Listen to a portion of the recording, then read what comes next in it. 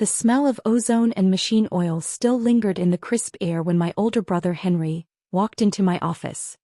His usual arrogant smirk was completely gone, replaced by a pale, desperate sweat that made his expensive collar look too tight.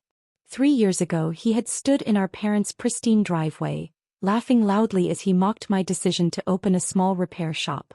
He called me a dirty grease monkey who would never be a real CEO. Today, however, he was sitting across from my heavy mahogany desk, quietly asking if I would buy his failing manufacturing company. I am Maya, and at 32 years old, I have spent decades as the family scapegoat, the deeply disappointing daughter who preferred wrenches to boardrooms. But as I looked at Henry, I didn't feel anger or the urge to gloat. I just felt a profound, quiet clarity. He had absolutely no idea that the little shop he ridiculed was actually a highly profitable state-of-the-art industrial tech refurbishment empire. He genuinely thought he was here to rescue me, but the legal documents sitting in front of him proved he was the one who needed saving. I steepled my fingers, letting the heavy silence stretch between us, watching him squirm in the leather guest chair. He kept glancing at the framed patents on my wall, clearly confused about how a simple mechanic could afford such a space. He was entirely out of his depth, and for the first time in my life I held all the cards. If you have ever been underestimated by the people who were supposed to love you the most, please take a quick second to hit that subscribe button, because this story is about finally taking your power back. In this story, I will explain how a lifetime of family humiliation led to this exact moment, how I built my success in the shadows, and how I finally used the truth to reclaim my dignity and permanently redefine my boundaries. The reversal wasn't just about business. It was about finally being seen for who I truly am. But to understand why Henry sitting in my office felt like the closing of a massive circle, I need to take you back to where it all started. To understand why Henry desperation felt so surreal, you have to understand the rigid, suffocating hierarchy of my family. My parents, Richard and Helen, built their entire social identity around appearances, wealth, and corporate titles. In their eyes, success was strictly defined by corner offices, luxury cars, and exclusive country club memberships. Henry, being the firstborn son, was naturally molded into their golden child. He was sent to elite business schools, his mediocre grades easily excused, and his every minor achievement celebrated as the dawn of a corporate empire. I, on the other hand, was the practical, hands-on daughter who actually understood how things worked. While Henry was learning to delegate and network at expensive mixers, I was taking apart engines in the garage, studying electrical engineering late into the night, and learning how to fix the broken systems he produced. My parents viewed my interests as an embarrassing blue-collar phase. They constantly compared me to Henry, highlighting his polished suits while pointing at my calloused hands and stained jeans. Every family dinner was a subtle, calculated reminder of my place in their world. My mother would praise Henry for his visionary thinking, while my father would ask me if I had finally grown out of my little hobby. I was expected to be the supportive sister, the one who quietly stayed in the background, never outshining him and always available to solve his practical problems for free. They wanted me to be a quiet, compliant accessory to his brilliance, someone who would gladly polish his image without ever asking for credit. This dynamic taught me early on that my family's love was entirely conditional, based solely on how well I reflected their desired social status. I spent my entire childhood and early adulthood trying to earn their respect, completely unaware that they were fundamentally incapable of giving it.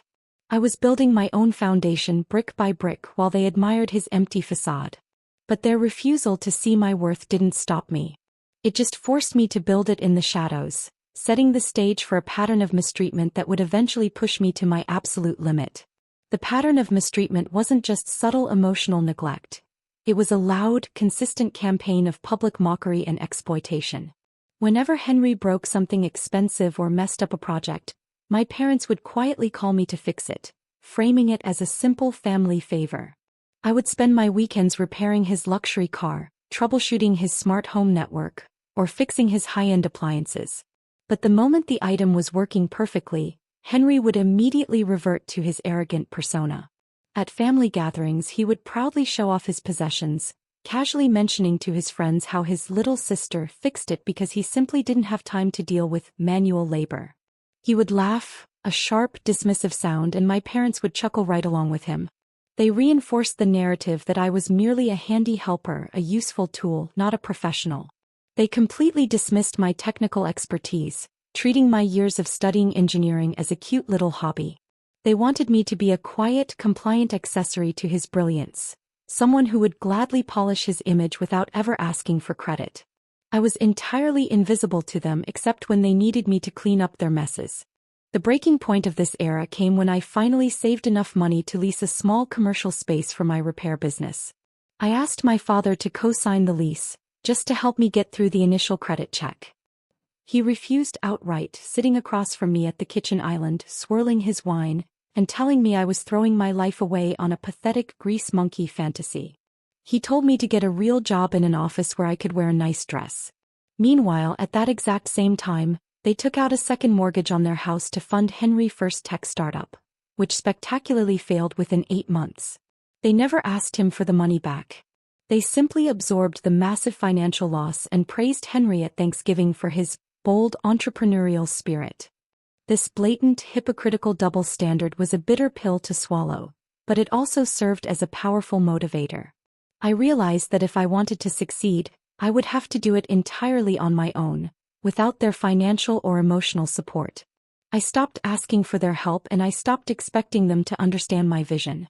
I wiped the grease off my hands, walked out of that kitchen, and made a silent promise to myself that I would never again let them dictate my worth. What my family didn't know and what I carefully kept hidden from them was the true staggering scale of my success. When I first started my repair shop, I didn't just fix toasters or lawnmowers. I specialized in industrial electronics and legacy robotics, highly complex, incredibly expensive automated equipment that most standard repair shops wouldn't even touch. Because I kept my head down, ignored their mockery, and focused purely on the work, my business, Apex Precision Repairs, grew exponentially. Within 5 years, I wasn't operating out of a single dusty garage. I had expanded into a massive, pristine 20,000 square foot facility with a team of 30 specialized engineers. Walking through those bays, listening to the hum of diagnostic machines and the quiet focus of my team, I felt a profound sense of pride. We held exclusive, highly lucrative contracts with major regional manufacturers, and my annual revenue was quietly climbing into the multi-millions. But I kept my wealth and business size an absolute secret. I knew exactly what would happen if my parents and Henry found out. They would immediately try to insert themselves into my life, asking for massive loans, demanding favors, or expecting executive positions they were entirely unqualified for. I wanted my success to be mine, completely untainted by their greed and manipulation. So, I played the part they wanted me to play. I drove a modest 5-year-old sedan. I wore simple, durable clothes. I never bragged on social media and I never mentioned my client list. To them, I was still the struggling mechanic who barely made ends meet, barely scraping by in her little shop. This hidden strength became my ultimate shield. It allowed me to observe their true colors without the distortion of their expectations. I was building an empire in the shadows, gathering resources, securing ironclad legal protections, and achieving total financial independence, all while they continued to treat me like an afterthought. Every time my mother made a passive-aggressive comment about my dirty fingernails, I just smiled, knowing the bank accounts she didn't know about. I had built a fortress of competence, brick by brick, while they were busy admiring his empty facade. I was the one holding the keys and soon they would all realize it. I was simply waiting for the right moment to let the truth speak for itself. I didn't know exactly when that moment would come, but I knew my foundation was solid. What I didn't realize, however, was that my secret empire was about to become the very thing my golden child brother desperately needed to survive. The trap was set even if neither of us knew it yet. I didn't navigate this hidden life entirely alone. My emotional anchor and most trusted ally was Elena, a sharp, no-nonsense corporate lawyer who had helped me structure my business from the very beginning. Elena saw right through my quiet, grease-stained demeanor and recognized the brilliant, resilient woman beneath. She didn't just handle my complex contracts and protect my assets. She provided the emotional validation my biological family constantly withheld. Whenever my parents would dismiss my achievements or mock my career choices, Elena would sit across from me in her sleek downtown office, slide a financial report across the table, and remind me of the complex patents I held and the millions in revenue I generated. When my mother would call to complain about my lack of a traditional corporate title, Elena would just laugh, pour me a cup of coffee, and remind me that I own the entire industrial park my office was in. She was my ultimate reality check. Alongside Elena was Marcus, my lead engineer and right-hand man. Marcus was a grizzled veteran of the manufacturing industry who respected skill, grit, and hard work above all else. He didn't care about my gender or my family drama. He cared that I could troubleshoot a legacy robotics arm faster than anyone he'd ever met. He treated me as an absolute equal and a visionary leader, fostering a workplace culture built on mutual respect rather than toxic family hierarchy. Together, Elena and Marcus formed my chosen family. They were the people who truly saw me, celebrated my milestones, and supported me during the difficult moments when my family's cruelty felt overwhelmingly heavy. Having this strong, unwavering support system was crucial. It gave me the confidence to maintain my strict boundaries and the strategic advice I needed when the inevitable collision with my brother's failing empire finally occurred. They were my sounding board, my protectors, and the foundation of my new healthy life. The tension that had been simmering for years finally reached a boiling point at my father's 60th birthday dinner. It was a lavish, meticulously catered event held at the most exclusive country club in the city, attended by nearly 40 of my parents' wealthiest friends and business colleagues. The crystal chandeliers were gleaming, the champagne was flowing, and Henry, naturally, was the absolute center of attention. He spent the entire evening holding court, bragging loudly about his manufacturing company Vertex and its upcoming massive expansion. He spoke with unearned confidence about global supply chains, profit margins, and his own visionary leadership. The guests hung on his every word, nodding in admiration at his supposed brilliance. Then, inevitably, he turned his attention to me. The table went quiet as he pointed his fork in my direction. In front of all the guests, he loudly mocked my cute little repair shop, asking if I was still getting my hands dirty fixing toasters and old circuit boards in some dingy garage. He laughed, a cruel, echoing sound that bounced off the high ceilings, and told the table he was genuinely worried about my future. With a sickeningly fake tone of concern, he announced that if my little business ever went under, he would have to bail me out and give me a nice, safe janitorial job at Vertex. My parents nodded in enthusiastic agreement, smiling politely at their friends, entirely comfortable with their son publicly humiliating me. I could see the pity in the eyes of my mother's friends. They looked at me like I was a tragic case, a girl who just couldn't hack it in the real world. My father raised his glass, toasting to Henry Bright Future, and the room erupted in polite applause. I took a slow sip of my water, letting the ice clink against the glass. The sound was sharp in the quiet room. I looked at Henry, really looked at him, and saw the faint tremor in his hands when he thought no one was looking. He was terrified. His empire was built on sand and the tide was coming in. I knew that Vertex's grand expansion was a complete lie. I knew their main robotic assembly line was completely broken, and I knew they were only weeks away from a catastrophic financial default. I watched him adjust his silk tie, completely unaware that the very machines his company relied on were sitting in my bays, waiting for my team's expertise. I didn't argue. I didn't defend myself. I just offered a small, polite smile, knowing the truth would soon dismantle his entire illusion. That dinner was the absolute breaking point, the exact moment the emotional cord finally, permanently snapped. After Henry raised his glass and toasted to hard workers who know their place, the conversation at the table moved on to golf handicaps and summer homes, but the damage was already done. The polite applause from his friends still rang in my ears, a sickening soundtrack to my family's dysfunction. I looked at my parents, watching my father pat Henry on the back with quiet, undeniable pride in his son's cruelty. For 32 years I had played the role they assigned to me. But in that split second, a profound clarity washed over me. They would never change. They would never see me as an equal, as a successful businesswoman, or as a daughter worthy of respect. I would always be the scapegoat, the punchline to Henry manufactured success story. The realization didn't bring tears. It brought a strange, icy peace. I quietly stood up, my chair scraping softly against the marble floor.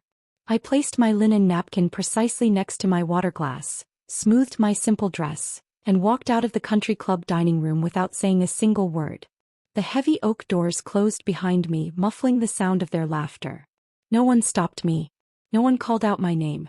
My mother didn't even look up from her dessert. Walking through the grand lobby, past the valet who hurried to open the door for me, I felt a profound sense of liberation. I was officially done begging for their approval. I was done playing the dutiful, invisible daughter who absorbed their insults to keep the peace. Sitting in my car in the dimly lit parking lot, the cool leather of the steering wheel grounding me, I took a deep breath. I didn't cry. I picked up my phone and called Elena. It was nearly midnight, but she answered on the first ring. Maya? What's wrong? She asked, hearing the shift in my voice. I told her it was time. It was time to execute the final phase of our strategy. I instructed her to pull all the public financial disclosures, private board minutes, and vendor contracts regarding Vertex manufacturing. I knew Henry Company was failing, but I needed hard, undeniable, legally binding proof.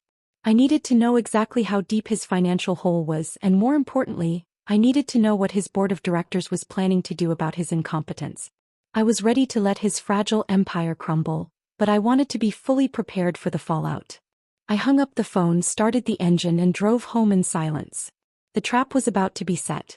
The next morning, the air in my executive office felt entirely different, charged with a quiet, electric anticipation.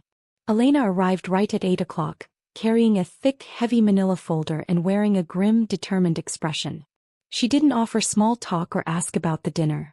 She simply sat down across from me, opened the folder, and laid out the brutal financial reality of Vertex manufacturing. The company was bleeding cash at an alarming rate.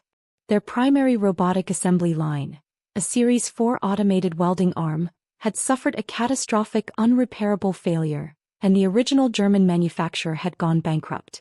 Without that specific line, Vertex couldn't fulfill its massive multi-million-dollar government contracts, meaning they were facing imminent catastrophic default. But the most crucial piece of information was hidden in the official minutes from an emergency board meeting held just 3 days prior. Elena tapped a highlighted paragraph and explained the board's strict mandate. The directors, led by a ruthless venture capitalist who had finally lost patience, had issued a final, non-negotiable ultimatum to Henry. He had exactly 30 days to acquire a specialized, certified repair firm to fix the legacy equipment, or they would vote him out as CEO and replace him entirely. The catch: there was only one company in the entire state with the specific proprietary certifications, the specialized diagnostic tools, and the engineering staff capable of fixing that exact legacy line. That company was Apex Precision Repairs. My company. When I looked at the financial projections, I felt a brief pang of pity, but it was quickly replaced by cold, hard business logic. Henry had leveraged the company's assets to the hilt to fund his lavish lifestyle and his father's country club debts. He had nothing left. The proof was undeniable, a paper trail of his own arrogance. I traced the signature at the bottom of the board mandate with my fingertip, feeling the weight of the moment. This wasn't just about saving a company, it was about correcting a lifetime of injustice. The universe had handed me the perfect opportunity, wrapped in a legally binding document. Henry didn't know this yet. His board had kept the search and the ultimatum strictly confidential to protect his fragile ego and prevent a panic among the junior staff. He thought he was just looking for a cheap, desperate contractor to sign a quick vendor agreement. He had no idea he was walking into a trap of his own making. Elena closed the folder, looked me dead in the eye, and asked what I wanted to do. I didn't hesitate. I told her to do absolutely nothing. I wanted him to come to me. I wanted him to walk into my shop, make his arrogant, condescending offer, and realize exactly who held the power. I leaned back in my chair, listening to the distant, rhythmic hum of the factory floor outside my door. The trap was set, and all I had to do was wait for him to spring it. Henry arrived at my facility on a Tuesday afternoon, stepping out of his silver luxury sedan in a perfectly tailored charcoal suit. He looked entirely out of place among the heavy machinery, the active loading docks, and the busy engineering bays. When I greeted him in the lobby, his arrogant smirk faltered for a fraction of a second. His eyes darted around, taking in the massive, pristine 20,000-square-foot facility, the branded uniforms, and the high-end diagnostic equipment humming in the background. For a moment, the reality of my success challenged his carefully constructed worldview. But his ego quickly recovered. He adjusted his silk cuffs, trying to maintain his dominant posture as I led him through the glass corridors to my executive office. He sat down in the leather guest chair, crossed his legs, and immediately delivered his pitch. He didn't even ask how I was doing. He just launched into a condescending monologue about how he felt sorry for me. He offered to buy my little shop for a fraction of its actual market value, framing it as a generous brotherly lifeline to save me from impending bankruptcy. He leaned forward, his voice dripping with false sympathy, and told me it was time to grow up, sell the toys and join the real business world. He actually patted the edge of my desk and said, "Don't worry, Maya. I'll find a nice, safe place for you in the mailroom. You just need to let me handle the heavy lifting from now on." I listened calmly, letting him finish his humiliating speech. I didn't interrupt. I just watched him, noting the slight tremor in his hands that betrayed his deep panic. When he finally stopped talking, expecting me to cry or beg for a better offer, I simply opened my bottom desk drawer. I pulled out the thick, legally bound board mandate Elena had prepared, and slid it across the polished mahogany desk. I watched the color completely drain from his face as he looked at the official letterhead of Vertex's primary venture capital board. He picked it up, his eyes scanning the paragraphs, his breathing growing shallow and rapid. He looked at me as if I had suddenly started speaking a foreign language. The golden child, the visionary, the boy who had been told he could do no wrong, was suddenly realizing that the world did not revolve around him. "I'm not selling, Henry," I said, my voice steady and quiet. "In fact, my holding company is acquiring Vertex Manufacturing for its real estate and core assets. We are restructuring the executive team effective immediately. You are fired as CEO." He dropped the paper, his mouth opening and closing in shock. "You can't. I'll sue. I'll take this to a competitor." I watched him struggle to process the information. For 30 years he had been the one looking down at me, the one offering unsolicited advice and condescending smiles. Now the power dynamic had completely inverted, and he didn't know how to exist in a reality where he wasn't the smartest person in the room. "You could," I replied, leaning back in my chair. "But Elena has already filed the necessary injunctions. You have no leverage and exactly 4 days left on your ultimatum. If you don't sign, they will strip you of everything for gross mismanagement. However, since you need the income, I am offering you a position as a floor manager." The silence in the room was deafening. The ultimate reversal had finally happened. The consequences of that confrontation were swift, absolute, and entirely of his own making. Henry initially tried to bluff, his face turning a mottled red as he threatened to take the acquisition to a competitor and ruin my reputation in the industry. But the trap was already sprung and the legal walls were entirely impenetrable. Elena had anticipated his childish tantrum and had already secured the board's ironclad preliminary approval. He had no leverage, no hidden money, and absolutely no time. His ego completely shattered in that office, and with a trembling hand he was forced to sign the acquisition papers, officially handing over his beloved company to me. The transition was brutal for him, but entirely necessary for the survival of the business. While I retained the innocent factory workers, honored their contracts and gave them a much-needed raise, I completely dismantled the executive suite.